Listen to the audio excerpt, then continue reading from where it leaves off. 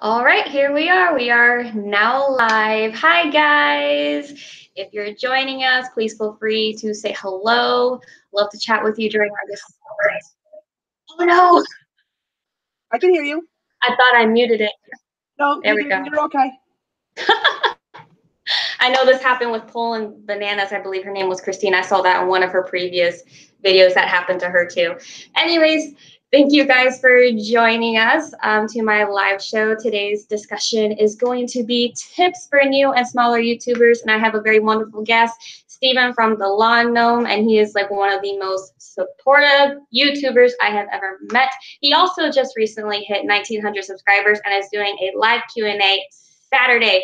And I have his channel linked down below, so be sure to check that out. Say hi, show him a love, and give him some questions if you like to. So, Steven, thank you so much for joining me. I'm so happy we're here together. Thank you so much for having me tonight, Lori. I am so glad to be here. I'm glad that there are actually people that are watching my channel that actually want to take advantage of the fact that I am somebody out there that is trying to help other people enjoy the YouTube experience just as much as I do. And I will also say that this is a great way to start an extremely long and hopefully relaxing holiday weekend. So I'm ready for it. Oh yeah, you definitely need to have some good time off and spend some time with your beautiful wife. So yes, definitely. She is going to be starting the school year in about a week, and I want to make sure that we have a couple of fun days before we have to start going back to work. Sounds good. Oh, yes, Grace, I am drinking wine. I've got beer. Yes, and toast to Steven's birthday. His birthday was recently, so cheers for that. Thank you very much. Still looking young. Well, I stay out of the sun. That's my secret. Staying out of the sun is perfect for glowing skin. All right, so we're going to go ahead and get started with the discussions. I basically put together some questions to help get the discussions flowing, and hopefully it leads to tips that we can all share with each other. To our wonderful viewers that are hanging out with us, please feel free to share your own tips, experiences, and even questions that you might have, because this discussion will hopefully benefit all YouTubers, especially us newer and smaller channels. So the first thing that I want to talk about is really, I'm going to start with content, because I think we all know that as YouTube creators in general, content is super important. So what I want to ask for input is, how can we make our content interesting and maintain our audience? Because I know that that is a huge thing and can sometimes be very stressful. That's a great place to start. I'm not going to deny that. The real way to make your content interesting is to show your audience that you are extremely interested and extremely passionate. I mean, I guess the best way to start is my humble beginnings here, because I've been making YouTube videos for almost a total of 8 years, going on 9 years. Even before that, I was always a pop culture junkie. Like, I loved talking with people about music, movies, TV shows, books even. And I always liked to talk about them, but at the same time, as I got older, I really liked to analyze these things, and I liked to break them down. I liked to voice my opinions on my likes and my dislikes. And for a while, especially during my college years, because look, YouTube didn't exist. That's basically an understanding of how old I am. But I was making some reviews on Amazon.com. I still do that right now. I will just let everybody know, if you want to look Underground Reborn, that is where my Amazon name is, so you could see some of my reviews. I've reviewed over 500 products at this point. But I found YouTube for the sake of looking at movie trailers. That's when I first found it. But then I actually saw that people were starting to create content.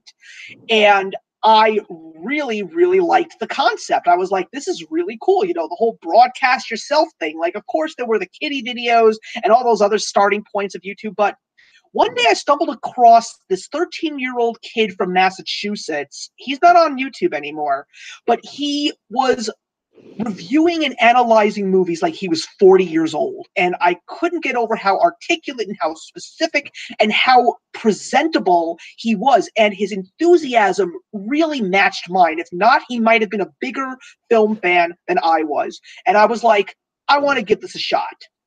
So I started myself. I actually had no idea how to edit. I actually recruited my best friend to do editing work for me. And for the couple of videos in my first year, he was actually my editor. And then when work got too strenuous for him, I decided to finally pull up my computer, pull out the editing software, and figure it out myself. But it took a little bit of time for me to really get into my element, to really be clear, to really explain things right so people wouldn't get distracted or not understand. And through time, I realized there were other areas that I was interested in that I wanted to branch out to. And that's pretty much what I did. I just brought myself, I brought my passions, I brought my interests to my channel. And little by little, people actually just started coming to my channel. Yeah, that's good. I noticed Emily, she commented, she said you have to love, yeah, you have to love what you do. What you talk about, that enthusiasm and passion will show through. And I completely agree with that. You can definitely tell when you watch someone's video, whether they're passionate about it or not, whether they're enjoying the videos that they make. And Emily actually brought up a question that I was going to ask. I'm seeing that question. Yeah. What can you do when you run out of videos? Because that's also very stressful. And me personally, I'm not creative. I do the typical booktube videos because I have no idea what other content to do. So what can you do if you run out of video ideas, or if you just stick into regular videos that you normally do? Well, there's a couple of directions that you can go in. And one of the ways that I've realized is when you think you may have run out of ideas, one of the best ways to figure out where to go next is to take a look at your entire amount of content that you've created. Like, here's an example. I do a segment called 10 for 12. It's a top 10 list of anything of my choosing, and I now officially have brought a collaboration into it so people actually do these videos with me. So sometimes when I've run out of ideas, I actually go and take a look and say, okay, what have I done and what have I not done yet? And that's usually when you see what you've, you know the famous saying, you don't know where you're going until you know where you've been. So that's basically what I do sometimes. Another thing that I would suggest is to take a look at some of the people that you have done videos that, let me rephrase that. People that you really like, take a look at their videos, see what they're doing, see if they're making any specific changes, see if they've done something that they haven't done before. Another thing that you could do is, let's say that you have run out of ideas and you're thinking about saying, maybe I should just do a tag video. Go do a random search. The most important thing is all the content that you haven't done yet is already out there at your disposal. No one's going to bother you if you take an idea from somebody, like if you took a tag of somebody's, or if you reviewed a book that so many people have already reviewed. You have a unique voice. And everything that everybody says in this community is relevant because no two voices are exactly the same. Right. So that's some of the ways that I have actually picked myself up from running into possible walls, so to speak. Yeah, and I remember you mentioning that another good thing to do is, as used to be common years ago when you first started YouTube, was the whole video responses that you could do in the comments. I know people still do video responses now, but they have to have it on their channel instead of the comments. I thought that was a pretty neat idea. Yeah. One of the few things that I'm really not thrilled about when it comes to YouTube right now is, I mean, on a positive note, it is really nice to see how people are really trying to come together and actually build better friendships rather than just posting videos. But one of the few things that I am noticing is that even while people are trying to get closer together, YouTube is putting up so many walls that are keeping people apart. I didn't even realize this, but apparently there was a point in time when YouTube restructured their whole system and put everybody's channels on private. One of the few things that I don't like is the fact that there is an option there, because when you get a new subscriber, you want to know who that person is so you can say thank you, or at least say welcome to my channel. But that's something that seems to be happening a lot, and you're absolutely right. Back in the early days of when I was recording, you were able to, in a comment section, record a video and post a video on that person's channel. So not only was it a great way for you to really interact with the person that you were commenting on, there was also a much bigger sense of community because people were now seeing all these video responses on somebody else's channel. So that was a really great way to somewhat network. I mean, people really were not as personable, but those video comments were really one of the great ways that people could come out of their comfort zones and really start to open themselves up to the community as a whole. Yeah, I think so. I remember seeing those video comments in the past while I was in high school. And Grace, for private, I think what Steve was trying to say is they could keep the channels that they're subscribed to private. Is that right? What it means is if your YouTube channel is on private, if you subscribe to a channel, the person will only see that their subscriber count has gone up, but they won't see your channel picture. So they will never know that you have officially subscribed to their channel unless you commented on their video saying you just gained a new subscriber. Another thing is also the whole new format where you can't even see your subscriber count anymore. It's really weird. I don't like that. I like to know who is watching me so I can interact with them and see what everybody's doing, because I really want the people that are watching me to get to know me more than just a face on a screen. Like, you were gracious enough to reach out to me and talk to me a little bit more via Twitter. We did a private Google Hangout just to prepare for this. And I feel that when you really get the opportunity to be truly interactive, I just feel that the experience is not, it's not so cut and dry. You don't feel like you're alone, you know? Does that make sense? Yeah, it does. And I can see where Grace is coming from, because some people don't want others to see who they're following. And I can understand that some people are very protective of their privacy, I guess. Is that the right word that I'm going with? Yeah, that's true. That is true. But one of the few things that I know about me on YouTube is that you don't have to be an entirely open book. Like, you don't have to put your personal information into it. I mean, like, if you did a Google search on my actual name, you will not find my Twitter account or my YouTube account, because my real personal information is not on these accounts. And I made it that way. I will be more than willing to open up to somebody that I trust. But if someone just sees someone's channel name, what's wrong with that? I don't know. I'm not sure. I guess it's We don't different know. to everyone. Yeah. No. It's a weird thing. It's weird, and I just feel like, especially with the fact that there's a lot of people that are really trying to be more interactive, because I know there's a lot of people here that struggle with making friends. There are people that just don't know how to branch out because they're very introverted. YouTube has become an outlet where people get to do this when they've never done it before, and they feel great. I mean, I've been to BookCon 2 years in a row, and one of the few things that I love is seeing all of these people actually just meeting up with all these other people, and like, they're treating them as if they were already like just the best of friends. I think it's wonderful. Yeah. Yeah, I think it's wonderful too, because this is definitely outside of my comfort zone. So, yeah, Grace says privacy for YouTubers is different with everyone. And I agree. It's true. I mean, we just have to respect their privacy if they don't really want to be seen to other YouTubers. So I think it's an okay option for them to decide whether they want to be seen or not. So Yeah, like I said, if they really want to interact with the people that they're watching and they have their privacy settings up, the best thing that they could do is just comment. right.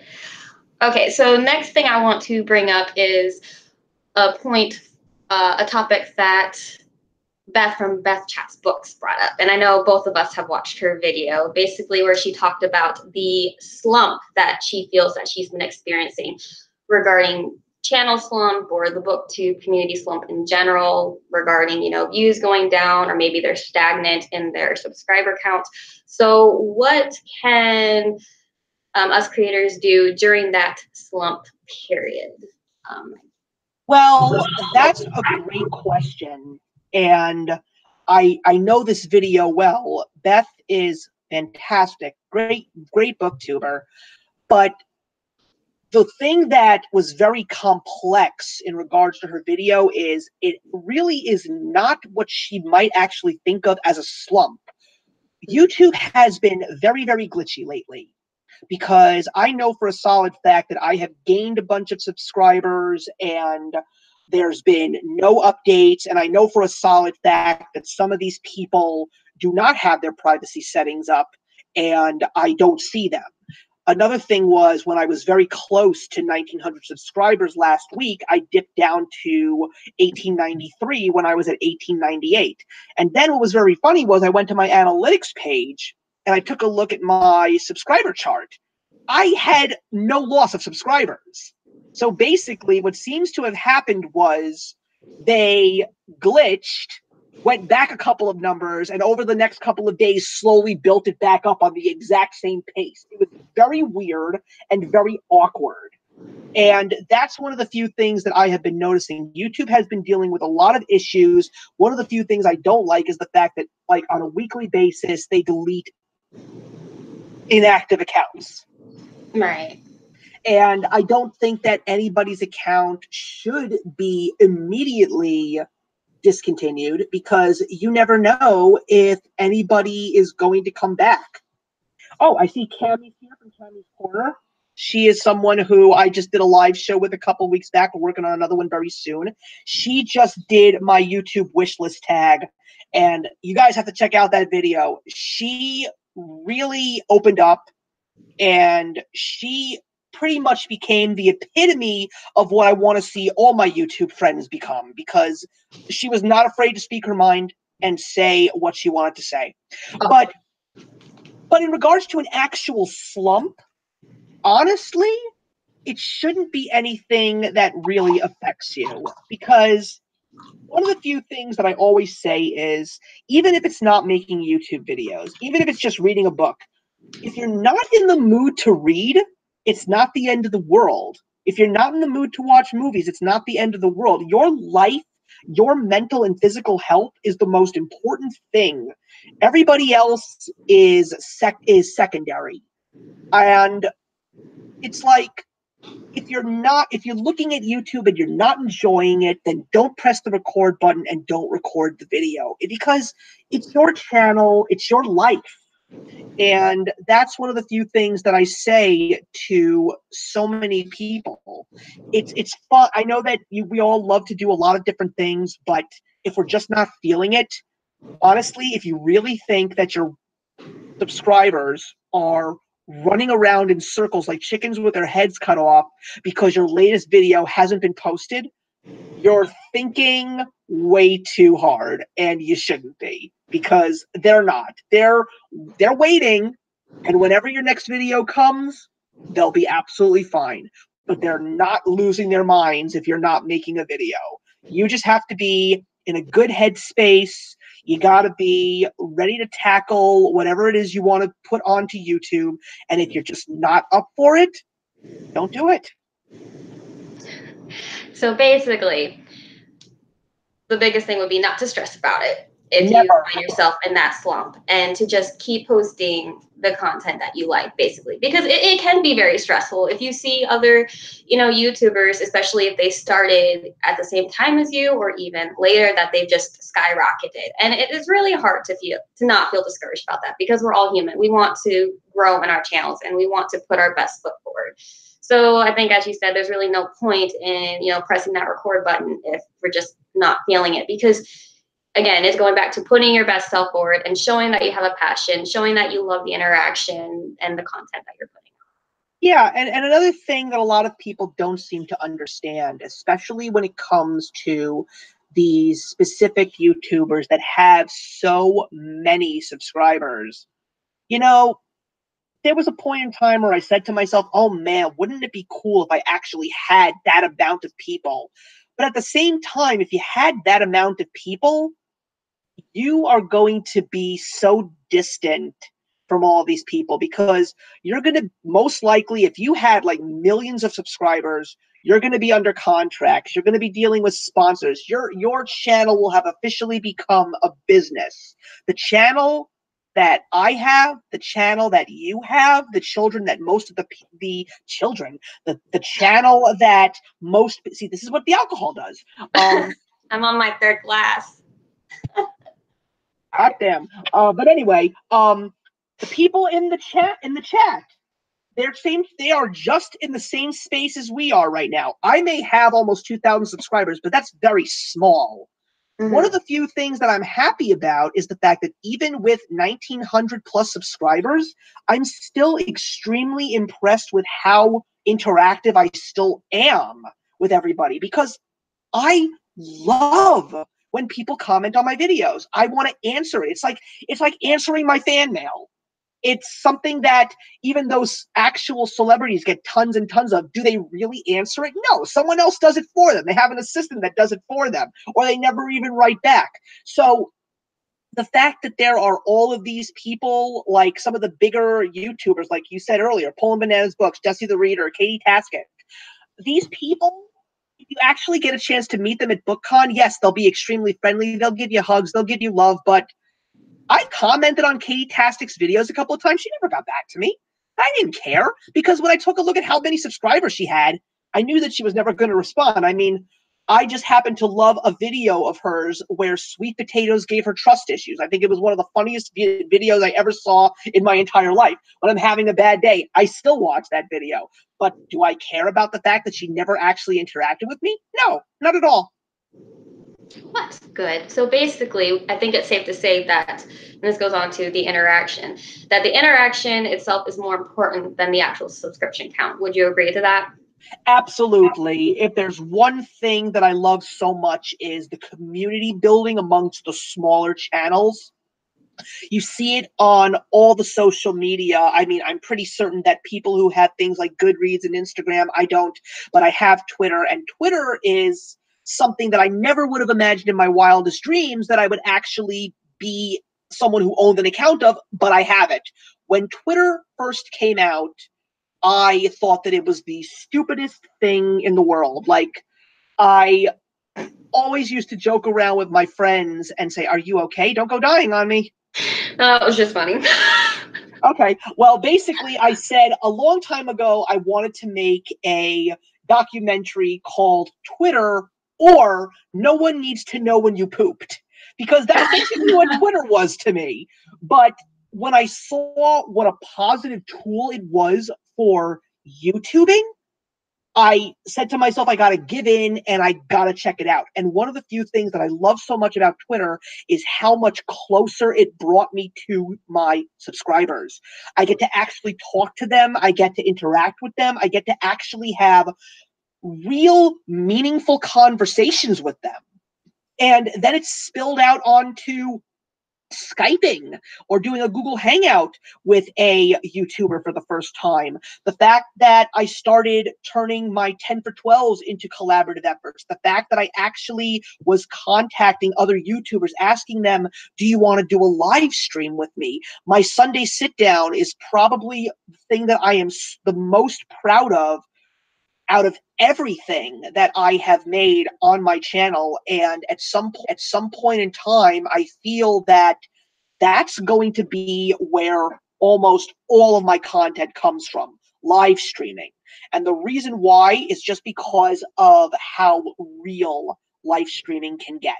I mean, you and I are having a conversation, also somewhat of an informal interview, but it still feels natural.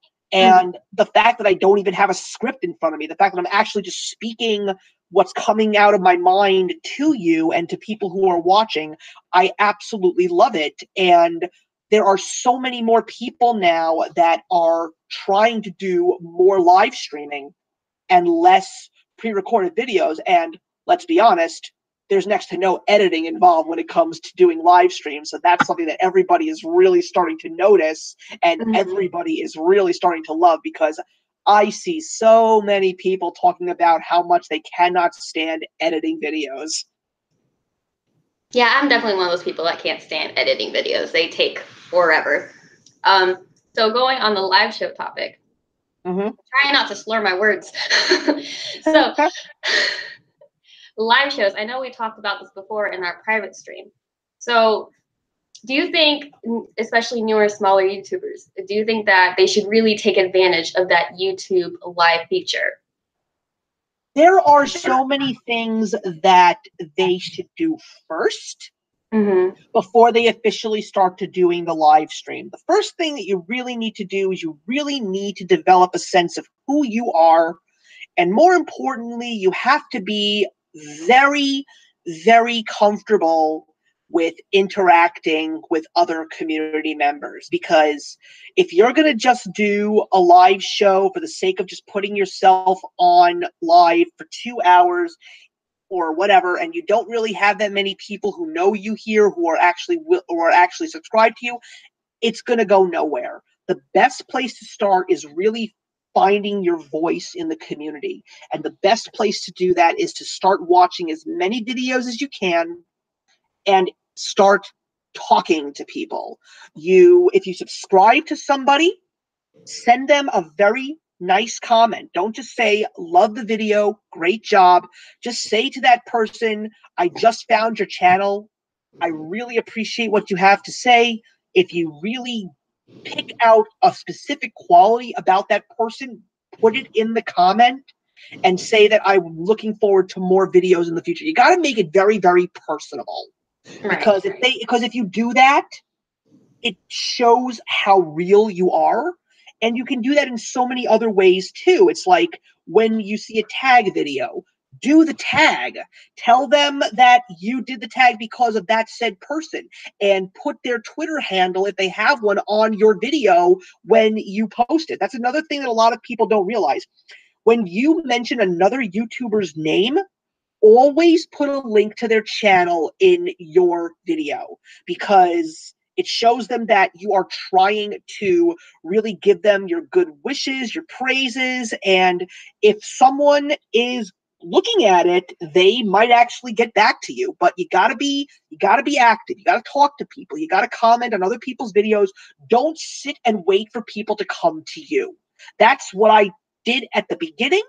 But then when I started to be a little bit more proactive and actually start to find subscribers rather than waiting for people to subscribe to me, that was how we networked. Not sub for sub. Never did a sub for sub.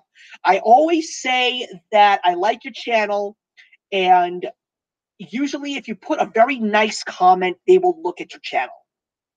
Right. That's one of the things that I learned too when I first started my channel, is the importance of interaction within the community, because you're not really going to get much out of your channel if you don't put yourself out there, take that step to put yourself out there and to try and connect with other creators as well as your viewers. And it's definitely been a very eye-opening experience for me. And I've grown by doing that. And I've learned to be more confident in myself, because one of my downfalls for me is confidence. I've always had low confidence when growing up, due to certain circumstances.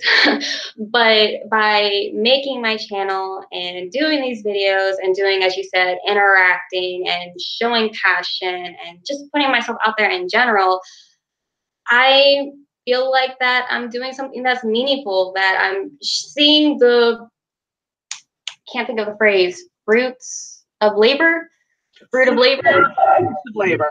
Yeah. So, and yes, Emily, you definitely need to put yourself out there more, because you are simply amazing.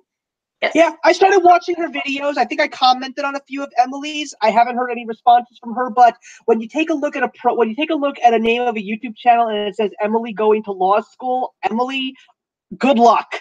I understand that you're busy. Oh yeah, she's actually getting ready to apply for law school. So I think next month, right? September, you are going to do great. Oh, hi, Marina. You are finally here. Yeah, she's the reason why you found my channel at some point. Oh yeah. I mean, Marina is, I'm sorry if I'm saying this name wrong. Marina, right? It's Marina Ray. Yeah, I'm always feel like I'm going to mess up her name, but she's also, like you, one of the most supportive booktubers ever. Always sharing, always commenting, always showing love. So we have a lot of supportive booktubers here in our show tonight. There's another thing that I actually just realized that I actually forgot to mention. Another great way of putting yourself out there and connecting with others is you actually comment on other people's comments.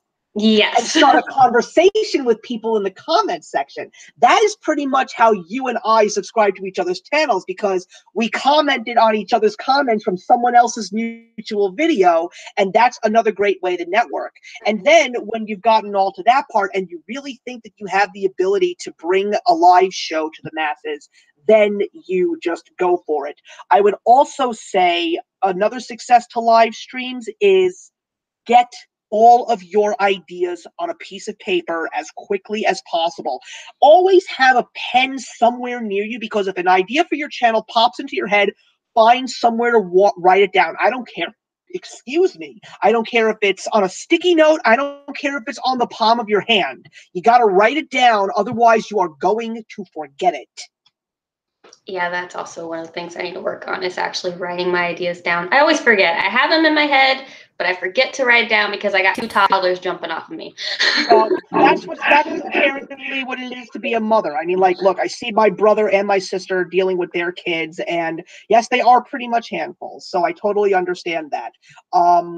There was another thing that I was just about to mention. Another one of the few things that I also really feel that will help you grow in the community is when you really do let your guard down. Like I said, I think one of the videos that really got me invested in your channel was your beginnings of reading, and you were with your husband, and you really opened up. And I was and the thing that really impressed me was the fact that you did that so early with your channel. Not that many people are bold enough to do that. It took me a couple of years to really become very personal and really start to get people knowing a little bit more about me on a deeper level. Like, I didn't even reveal what my name was until like 4 years into working on my channel. I was just an alias. But one of the few things that made me decide to make that change was back in 2014, and I wouldn't be surprised if everybody in the comments wasn't even around in 2014 in YouTube, but there was a sexual assault scandal amongst big YouTubers. They were taking advantage of these younger YouTubers, both male and female. And that was when I realized that I was one of the older people in the community. I don't want to be painted with that brush. So I made a video. It ended up being my 400th upload, and I talked about being a YouTube role model. And that's when I started saying that I want to help other YouTubers grow. I don't care who they are. I don't care how old they are, how young they are. I just want to help people. And that is also what sparked my monthly updates with my motivational moments. The monthly updates have always been there, but the motivational moments were something that came a little bit later. And what's kind of interesting is over the past couple of months, I have really been on edge with the motivational moments, because I've been talking about very touchy subjects like free speech and weird things that have happened to me on YouTube. But I'm just not afraid to do that, because I'm just being as honest as I possibly can. And if nobody wants to appreciate someone for being honest, or at least wants to engage in a conversation to find out why one feels that way, you know, it's a loss for them. Yeah, going on that too with the speech, opinions, it's very hard to be able to voice your opinions without worrying if it's going to offend someone, or worrying if someone is going to attack you. Because I know that's another thing. I've noticed that some creators feel like they have to watch what they say, and that's really, sad. Yeah, absolutely. I think when I saw one of my very good friends on YouTube, her name is Melissa. Her channel is The Bookish Babbler. I wouldn't be surprised if some people in the chat know who she is, but she is fantastic. We have been friends for about 3 or 4 years now, and she made a video where she was basically pissed off that nobody was reviewing books anymore. And the reason why no one was reviewing books anymore was because people were afraid to voice their opinions. And you know something? You shouldn't be. Because you know what? If someone wants to attack me for my opinion, I will go to the mat.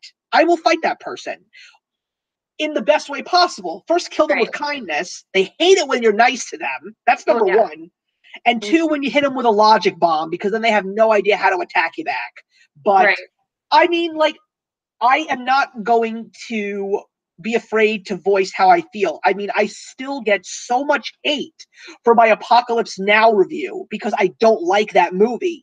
And I have so many people that are still wailing on me, even people who are first discovering this video that was made like 3 years ago, and people are still yelling at me. And I'm like, have at it. I'll go to the floor with you. If you put down a comment that's worth responding to, I will respond to that.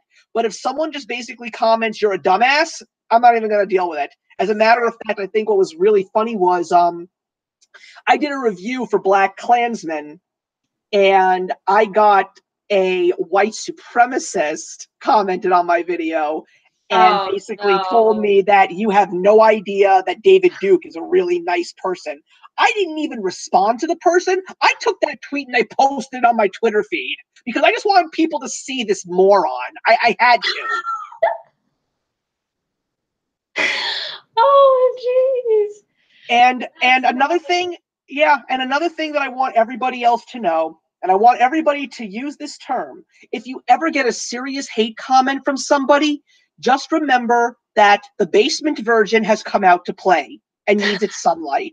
That's what I refer to those people as, because these are just sad sacks that are probably living in their parents' basements and have nothing better to do with their lives but just complain about opinions that they don't agree with. Right. I mean, like, I know that Cammie mentioned in the tag that she did, that was your tag, that it's okay to have these healthy debates, healthy discussions. The biggest thing is respect. Have that banter, but it's okay to have differing opinions as long as you back those up with some good reasons. Hey, listen, I'm not ashamed to admit it, but the day after the 2016 election, I tried to reach out to so many people on the opposing side of me because I wanted to talk to them. I just wanted to let them know that I'm still the same guy and I'm not going to think of you any differently. And I'll have as many discussions about anything as you want because that's what we have to do. We have to talk to each other. We have to be interactive with each other. We have to be real with each other, but we also have to learn to respect each other and agree to disagree. And if we do agree, wonderful. You know, like I have my good friend Joanna from Joe the Great. We are on two completely different sides of the political spectrum, but we are not wanting to throw our hands across the screens and strangle one another because we get each other. We're still good friends, and we find mutual agreements, and we agree to disagree. And there's nothing wrong with that. That's called it's called life. Live it. I agree with that. I agree. And that's what I unfortunately have lost some friends due to that political difference, unfortunately, but that's just how it goes sometimes. But I mean, I like how in the booktube community, from what I've seen, that based on the interaction, that mostly everyone is definitely respectful towards everyone's differing opinions. I think I appreciate this community more than most communities that are on YouTube. I'm not sure if you feel the same way. I actually see somebody in the comments, and I want to actually talk to that person. The Happy Booktuber is talking that there's a little thing going on with spoiler reviews. Heather, I want to ask Heather from the Happy Booktuber. Yeah, I want to ask a question. Who in the chat has never read Harry Potter and the Half-Blood Prince or has not seen the movie? I haven't read Harry Potter, just throwing that out there. But you saw the movies? Yes, I saw the movies. So you know who dies at the end of the 6th movie? Yes, I do. So when the Half-Blood Prince came out, the first thing that I did was I called up my sister and I asked who died. And then the fun part happened because I wanted to know how we got from point A to point B. I wanted to go on that adventure.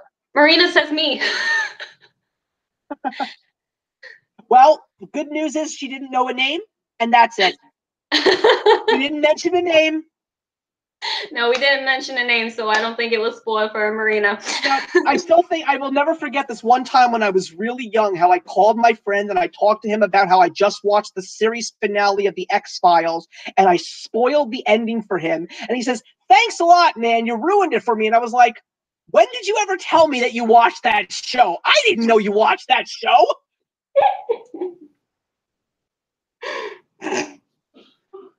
Marina has a lovely comment for you that you should read. But I didn't say anything. Mm-hmm. I just said I wanted to know who goes from point A to point B. That's it. But at the same time, even if you hadn't even seen the Half-Blood Prince, if you haven't even seen the Harry Potter movies, they've been out for over 10 years. It's not considered a spoiler anymore. No, because I think everybody talks about it at least once. You're gonna find someone to talk about Darth it. Vader is Luke's father, everybody. I hate to tell you. Oh, it's so funny. 40 Cammy's years. still crying about it. That movie's been out for 40 years. That ain't a spoiler anymore. I'm sorry, everybody. No, not at all. I mean, I still think what's kind of funny is when I talk to a lot of people about the new Star Wars movies, and they're saying, what's going to be the big plot twist? I'm going to say, oh, everybody knows the plot twist. Rey's father is Chewbacca.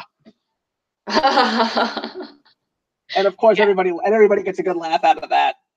Yeah, I haven't seen the new Star Wars movies at all. Well, I think I told you, don't bother. Yeah, we had a nice discussion about that. Are you going to do reviews about that anytime soon? I've already done a review. As a matter of fact, I am doing the Great Star Wars Throwback Project. I'm actually watching all of the 6 movies before the new ones. I've already reviewed episodes 7 and 8, but I've also reviewed episodes 1, 2, and 3, and I am reviewing episode 4. The review will show up on Christmas Day. Oh, fun! Yep.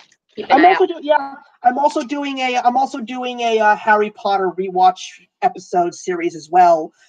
The problem is I have to wait to review the Goblet of Fire because I'm waiting for the illustrated editions to come out. So what I'm doing is I want to read the books first and then compare the film. So I'm specifically reading the illustrated editions. And, oh, good Lord, they're beautiful. They are absolutely beautiful.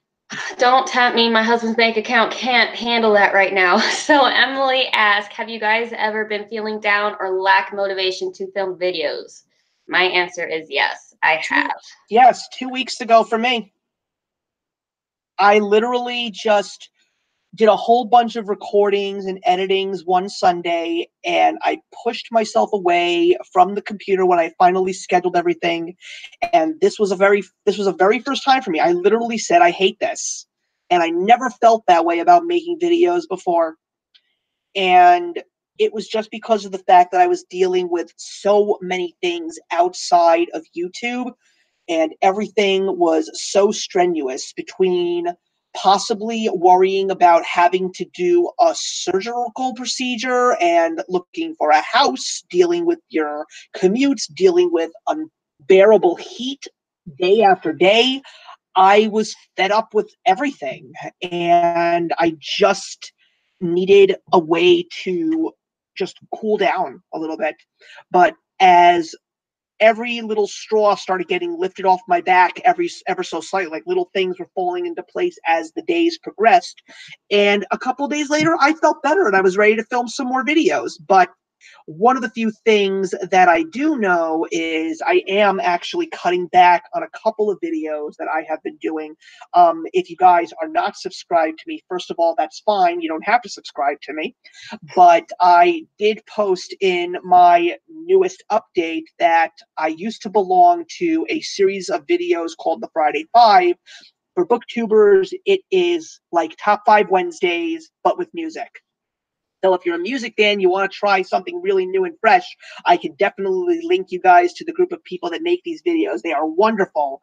But I decided to semi-retire from that just because I needed to cut back a little bit. And after September, I'm not going to be doing any more tag videos. I just feel that I need to start pulling myself away from a little bit of the pre-recorded material, and whatever I can do to just make my YouTube experience easier, because I am planning to cut back on almost all my pre-recorded material after my 10th year because, God willing, there will be a little one in my life, which is one of my life goals.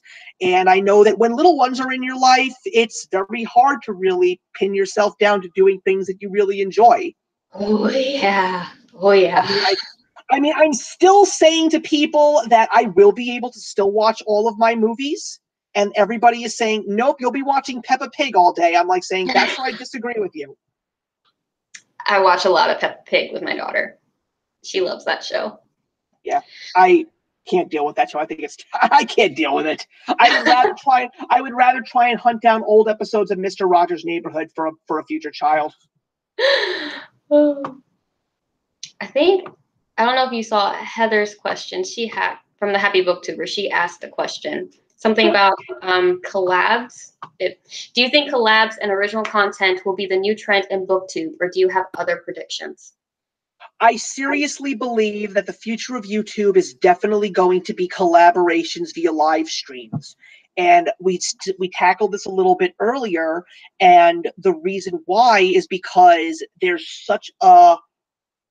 there's a lot less that's involved in order to make a collaborative video via live stream, because the hardest part about making a live stream video is just scheduling. Once you've scheduled all the appropriate parties, then it's absolutely fine. Then it's all just a matter of just writing up a script, which takes no more than 5 minutes to make sure that all the talking points are covered, and you stick to that script, you stick to that time frame. And yes, it's just so much easier, and there's very little editing involved. Next to no video where it is. I, for myself, like to download the video, add an intro and outro, and put it back up. And even though there's a lot of time that it takes to download the video, render the video, it doesn't matter because my actual actions are no more than like 3 minutes. So I really feel that it's going to be the future. But at the same time, the only way for it to be the future is for people to be more interactive and know how to talk to each other. I think live shows are really going to motivate other people to be more active, because live shows, I'm noticing, are such a great way to not only promote your channel, but to interact with your fellow creators and your viewers. And I just love this experience so much more than just, I'm gonna be honest, I take like 20 attempts to film my original videos, and having to edit them and then just having to go back and refresh to make sure that I've responded to every single comment. I actually prefer this a lot better. It's a lot more fun. And yeah, absolutely. Yeah, it really is a lot more fun. And you're absolutely right. The editing, when it comes to pre-recorded material, is extremely time-consuming. It can be a bit of a headache, especially with all the time that you have to dedicate to doing it, because when you do a lot, I can't find a single person that can actually give us a personal, perfect video pre-recorded in one take. It's virtually impossible. You're going to stumble over your words. You're going to forget to say a certain thought. You're going to finish recording, and then you're going to say, oh, crap, I forgot to put that in.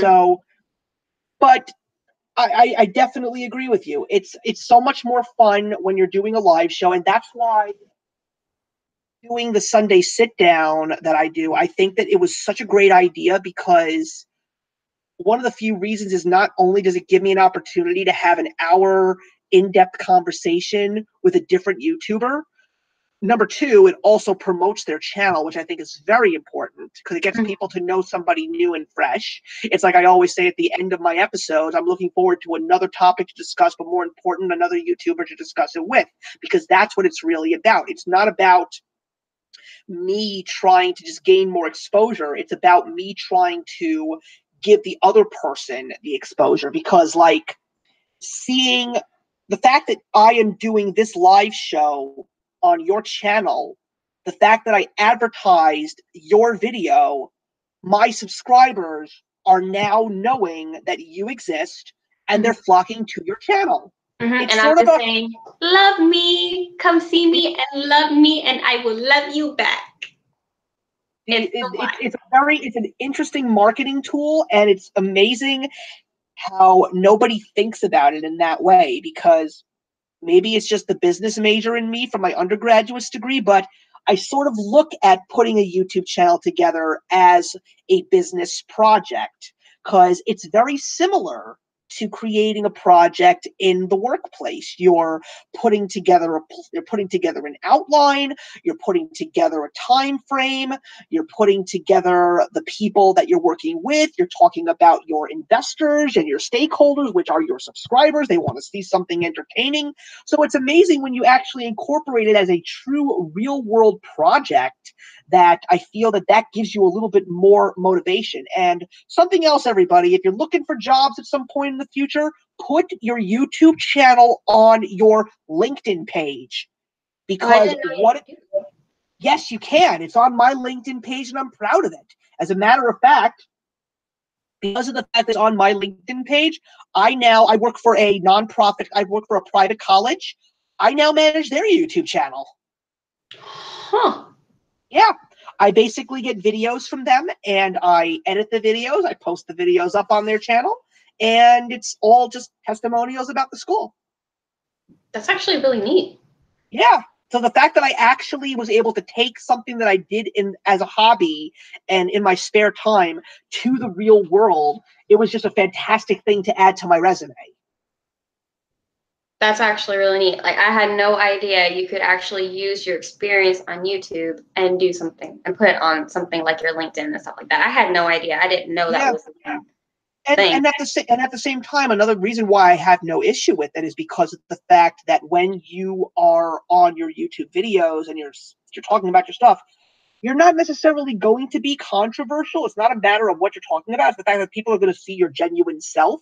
And Mm-hmm. especially when someone if someone's looking for you, I mean, unless you really are not a good person, and yes, there are some of those people out there that exist, the people who are looking at this channel are going to see the true, genuine person that you are, and they're going to take notice, and they're going to say, well, can this person's personality fit with my team at my business? You know, it's interesting. That is very interesting. That's awesome. And I know Heather says that they offered a marketing position at VNM because they were impressed with the YouTube before they even saw it. So YouTube can definitely be a good asset then. It's very surprising. Huh. So I think we covered pretty much everything. My last thing that I wanted to ask you, because you are a YouTube vet, I don't think I've met anyone on YouTube that has been creating videos as long as you have. 8 years is definitely a long time. So I respect you so much for that. So my thing is, what is the one thing you have learned after being on YouTube for 8 years? Like, what's the biggest thing that you learned, the biggest lesson that you learned while being on YouTube for 8 years? Wow, that's the question. It's not. I don't think it's just one thing. I mean, I think what I've really learned about. I think the most important thing that I've learned on YouTube is how professional and how organized I actually am as a person, and how serious I take things that I truly care about. And it's just amazing how I took so much of what I gained through my YouTube experience and brought it to my actual everyday life. And it is amazing how many important skills that are very necessary in our world today that you can learn from YouTube. As I said earlier, project management is key, communication is key, being a decent and genuine individual, that is key. Every single one of these traits are important for success in life. Mm-hmm. And that's what I feel that YouTube has done. I really feel that YouTube has made me a better person. Well, that's really good. Cami just asked you how many videos have you made? How many videos have I made? I can answer that question if you give me 2 seconds. I know Let's you made a see. lot of videos. Well, let's see how many videos I have currently. I mean, I will not lie. There are a couple of videos that I had that I did eliminate because I just didn't like them, so I don't count them anymore. But if the computer will actually be nice to me and actually do what I want it to do. So while you're doing that, I'm going to show everyone that I just drank half a bottle of this big wine. There you go. I think I'm done drinking wine for now. It's huge. It definitely calmed my nerves for this live show. Oh, well, you know what? At some point in time, you won't need the alcohol. You'll just be fine. Okay. And this is including videos that have already been scheduled. I have posted 1,209 videos. Whoa, that is a lot of videos. And that's a lot of different things. That's one of the few things that I also want people to know.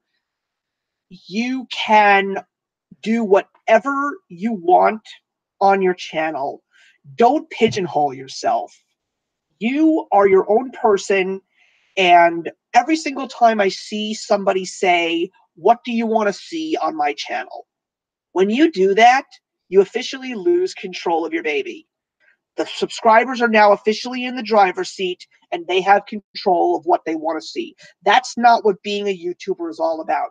You're here because you want to be you and you want to share yourself with the rest of the community. So you make the videos that you want, and you can make all different kinds of videos. When people want to make a separate channel because they don't want to put their, let me give an example. Like, someone doesn't want to put their beauty videos with their booktube videos.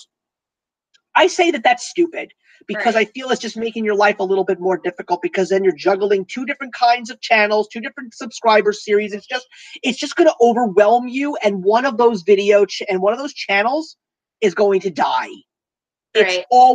always happens. It always happens. So that's why I just put everything on my channel. And when I discover something new that I want to add to my channel, I just go for it. Like, when I discovered the horrible addiction that is known as Funko Pops, I immediately just started creating that. When I was reviewing movies and I decided that I wanted to split it up into different sections, because I was noticing certain people were commenting on certain videos. So I said, okay, I'm going to separate my movie reviews into various things. So I have a playlist once a month. I make one video about a Disney animated film. I make one video about a movie that I missed in theaters the prior year. One video about a classic or a cult classic movie that I have never seen before. And we have another guest. I think because Emily asked for a special appearance. Hi guys. Uh, That light's super bright. Well, I Holy can't help cow. it. It's going to be pitch black if I turn it off. Thank you. But Steve, before you continue, yeah, this is what happens when we're on camera together, and doesn't help with That's 4 okay. 5 glasses of wine. But anyway, adds to the natural stuff. Oh, wow. what? Yeah, I know. It drank the whole thing. Take it away. So what I wanted to say though. What I wanted to say though, Steve, is that you actually inspired me, going back to, kind of losing control of your baby, when you ask people, what do you want to see next on my channel? So when you've actually mentioned that, I've actually stopped asking people what they wanted to see, because you're right. This is my channel. I should be able to do what I want with my channel. If they don't want to see it, they don't want to see it, and I'm not going to let it get to me. Because my own channel is what I'm passionate about. And going back to your Funko discussion with Cammy, I've actually watched that.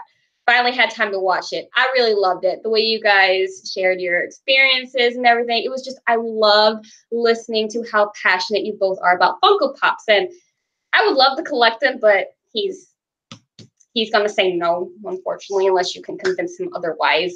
But it was really fun hearing about, especially Cammy's passion, how she grew to have this huge collection of Funko Pops, like huge in my opinion. So yeah, you definitely inspired me with that. And I think that's a really good tip and advice for any newer and smaller channels, is to just keep doing what you're passionate about. Exactly. So Yeah, I mean, like, there was a time where I actually did come up with a good thing to do if you do, in fact, want your subscribers to engage. If you have a new idea and you're unsure about it, that's where you ask your subscribers. Because if your subscribers don't want to see it, then you realize it's not a great idea. Like, one of the things that I thought would be really funny was if I made a video series of me and my wife watching Jeopardy. Because when my wife and I watch Jeopardy together, first of all, I don't know how my wife knows 3/4 of the stuff that is on that show. As a matter of fact, we wish that there was a Jeopardy doubles tournament where the both of us could actually be a team, which would be really cool. But I asked everybody, I said, I'm thinking about having an episode of my channel where my wife and I are watching Jeopardy. Are you guys interested in seeing that? I am. because I was unsure, and I got a lot of no's. And Aw. quite frankly, I'm completely okay with that. But with my here's another thing: with a live Q&A like I'm doing, asking my friends on Twitter what is the best day, what is the best time, that's good questions to ask. That's where you can actually offer a poll. Or if you have, or I have no issues when people like say, what book do you guys want me to review next? Because either way, you're going to review all of those books in some Right. shape or form. The question really is, what do your fans want to see first? There's nothing wrong with that. Mhm. But just don't ask a point blank question like, what do you guys want to see? That's just too broad and it's too vague and it takes it away from you. Right. And everybody's gonna have different views on what they want to see in the first place. I'll be right back. You take over, Thomas. Oh, yay! Yay! I get to. I'm in front of the camera. Hi, guys. So, how's it going? It looks to be, it's been very, very active tonight in the comments. This is absolutely fantastic. I'm seeing so many people that I know, so many new people. It's just great to see all of these people really having a great time. And I think that this was very important for Lori to do, especially because of the fact that she is still relatively new. And I'm still extremely impressed with how she has done with her live shows. She's done a fantastic job so far. She's definitely kept herself going. And I mean, obviously the wine helps and she gets really relaxed. But once she gets relaxed, she just takes off. Well, I'm telling you, at some point in time, she's not going to need that wine anymore because she's just going to be so accustomed to doing these kinds of things. It's just going to be a reflex. It's like, I look back at some of my older YouTube videos, and it's quite funny when I actually watch them, and sometimes I find it so cringy because I was really, really bad at speaking. I was very slow. I wasn't as dynamic. I wasn't as... I mean, the passion was there, but it seemed very artificial. Well, I'm the big guy. Like I say whenever I'm thinking, just like that. So yeah, it's fun. Or the word like. I end up saying that a lot. Yeah. Yeah, that's actually one of the most interesting things. I've actually realized that I do not say the words like and much anymore when I'm in front of a camera. So it's amazing that I've actually learned all of these things and suddenly noticing that I'm actually there you go, I'm a better speaker now because of the fact that I've been making all of these YouTube videos. I find that so interesting. I think one of the reasons why I refilm so much is because I end up saying or like a lot, and it just distracts me. Yeah. Well, listen, I will tell you, you definitely did a very, very good job tonight. I can see you making so many more live shows in the future. Hopefully I'll be in a couple more of them. That would be awesome. Yes, one of these days I would love to get you onto one of my Sunday sit downs, because even when I start cutting back on the pre-recorded videos, the Sunday sit down I feel is something that I really want to keep around for a while. And a couple of the other pre-recorded videos, like I just started Fandom Feature about a year ago, which was great, where once a month I don't even rate the movie, I just talk about movies that I absolutely love to death, and most of them are in my collection. So next year is going to be great because I'm going to be reviewing a movie each month that I love so much, and they're all celebrating an anniversary. So there's going to be some real favorites. I'm excited. I just watched for like the 500th time just to review it. I watched Animal House again. I still laugh ultra hard when I watch that movie. I cannot get enough of it. I don't think I've seen that movie. I don't think I've ever heard of that movie. Oh my goodness, you have to. Oh my okay. Oh, here we go. It is one of the funniest movies of all time. You will love it. Look, I will say this. It's one thing to get a recommendation of a movie from your friend, but when your own mother recommends it, that means there's something special here.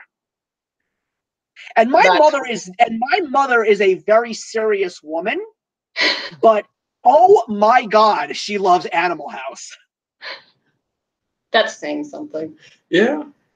That's really saying something. I think another one of the best things about me and my wife is the fact that my wife was not really a big movie watcher, I mean, she always does enjoy movies. Like, she likes a lot of movies that I like. She loves to go see the Pixar movies.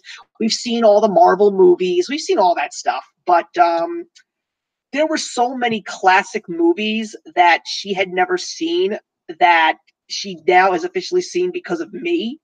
One of the movies that she never saw, that I'm so glad that she finally saw, was The Sandlot. That's a good movie. And she loved it. And she also never saw the original Beverly Hills Cop. Yeah. After she saw that movie, whenever it's on TV now, she's watching it. She loves it.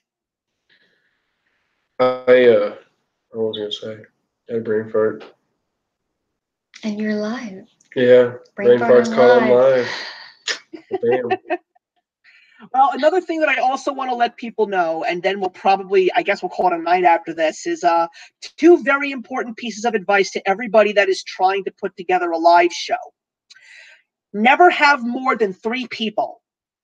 If you have more than 3 people in your live show, everything is going to get completely disorganized. There's going to be too many people in the room, too many people talking. When you have 2 or 3 people, everything flows better. The structure stays where it is, and the show just seems to be a much bigger success. Common Spence, he actually had 6 other people on his live show, and from what I've heard, he actually did a very good job with it. So I guess it might be possible. Well, then he's either got to share what he's smoking or get the hell out of here, because I don't know what he did. He's got the magic touch. And the other thing is, do not go over 2 hours.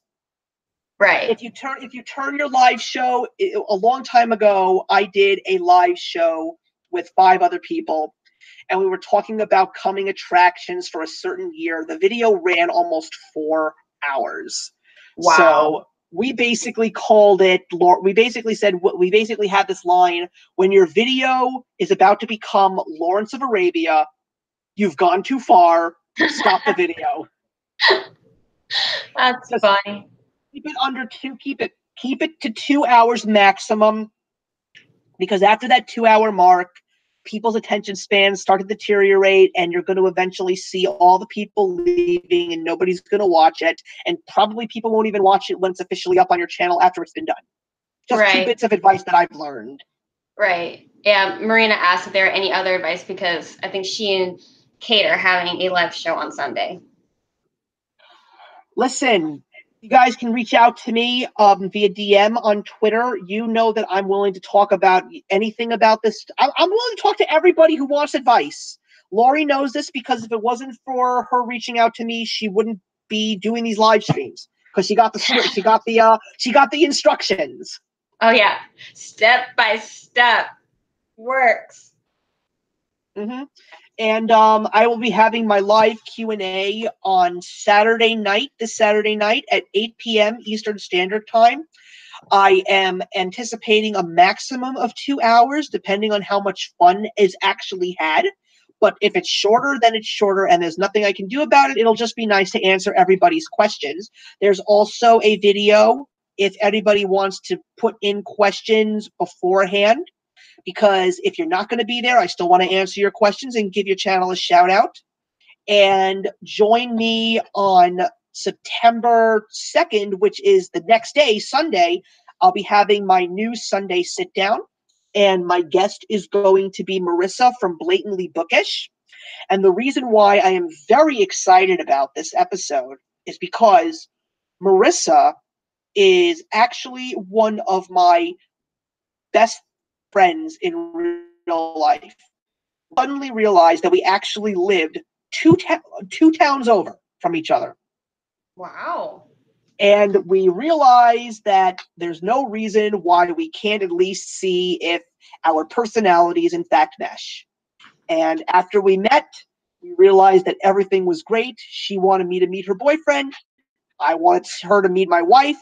And her boyfriend and I are such good friends now. We actually work 3 blocks away from each other in Manhattan. So we go to lunch sometimes together, which is great. They're celebrating my birthday, my post-birthday celebration this weekend with us. I'm so excited to see them. And Marissa and I are really excited to talk about how we actually became friends through YouTube. Oh, I'm excited to see that. Yeah, I think it's going to be really great. It's going to be very thought-provoking, very insightful, and I'm excited about that. And in case everybody wants an even more exciting treat, maybe this will give people insight to a little bit of a rush to actually read some Harry Potter books, because in October I'm going to be doing a Sunday sit-down celebrating the 20th anniversary of Harry Potter. I can't read the books that fast. Well, like I said, if you've read the books or if you've seen the movies, you're fine. If you've done at least one or the other. Harry Potter. No. Harry Potter. No. Harry Potter. Lame. See, he says lame. Lame. Proof. On live, he says lame. Hey, the weirdest thing is my brother's wife got him to read those books, and my brother doesn't read, and he likes them. No. There's not enough gore and stuff in it. No. It was originally focused on middle grade, Yeah. but then they mature over the years. And middle grade got stuck in adult life. You know and what? people something. Your opinions don't matter. Just kidding. His opinions matter, just not his. So, and then people got so obsessed with that series that it's just no. I'm done. I'm done with Lord of the Rings and Harry Potter. That's not even funny. No. Okay, we're gonna have. I will agree with Lord of the Rings in terms of the books. There's a lot of the parts of the books that don't necessarily need to be there. But I will say that the Lord of the Rings films, specifically the extended editions, are probably 3 of the greatest films ever made. No. From a filmmaking standpoint. No, because you just said the extended editions. Oh, here we go. The originals were long enough as it is. They could have cut so much of those movies out and just been done with it. Happy BookTuber, start with book 5 of what? I think book 5 of Harry Potter. No. I watched all the movies. Okay, now you got me curious. What is your favorite movie? I have to hear this. Oh. My favorite movie. Oh. You know, off the top of my head, I really couldn't say. There's a lot of them. I haven't really been a huge fan of any of the new movies that have come out recently in the last 5 years, because I think they're all remakes of older ones. He is super critical. I think if I had to pick a favorite movie of all time, I would be tied between Heartbreak Ridge and I'd have to go with Heartbreak Ridge. It's a great movie. Okay. That's a whole other discussion. Mine's Back to the Future. That is a good movie. Yeah. There we go. We finally have common ground. When I actually heard that there were rumors a couple years back that Zac Efron wanted to play Marty McFly in Back to the Future, I actually said to people that was the very first time in my life that I actually wanted to own a gun.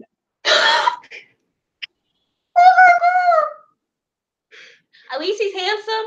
No. In my opinion. Hey, you know what? I will say one thing about Zac Efron. Even though it was a terrible, terrible movie, my wife and I actually liked him in Baywatch. Yes. That was a funny movie. Yes. Well, you see, that's one of the few things that I have to say.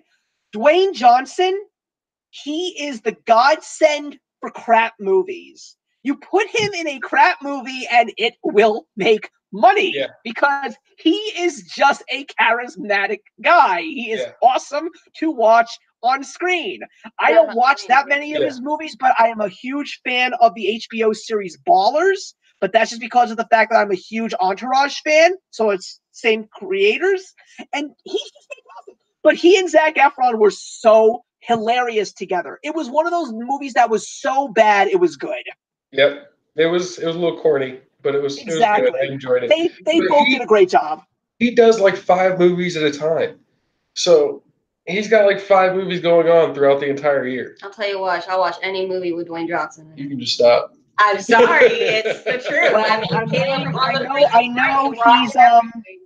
I know he's joining the DC film universe, so I'm kind of excited about that. Why is he gonna go DC? Why wouldn't he go Marvel? Because I think that if he goes to DC, I think he'll actually revive the franchise. Although a lot of people are very excited about the next 3 movies that are coming out this year based on the trailers. Everybody seems to be very excited about Shazam because of Zachary Levi. Lori and I have not watched a Marvel or DC movie in 2.5 years. We had I've seen every single one of them in theaters, and I'm not breaking that streak anytime soon. I don't even care if when I have a kid, I'm going to that theater and I'm seeing those movies.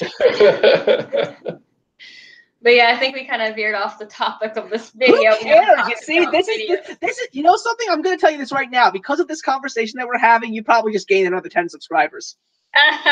Tammy, no, that's not how it works. DC is not better. Oh, than here Marvel. we go. It's never going to happen. Here we go. You might as well. Okay, you know what? Live show opportunity between you and Cammy about DC versus Marvel. I want to see it.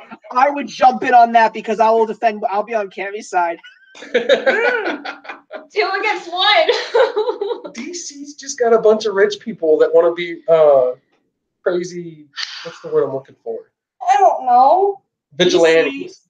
DC is more realistic than Marvel. No.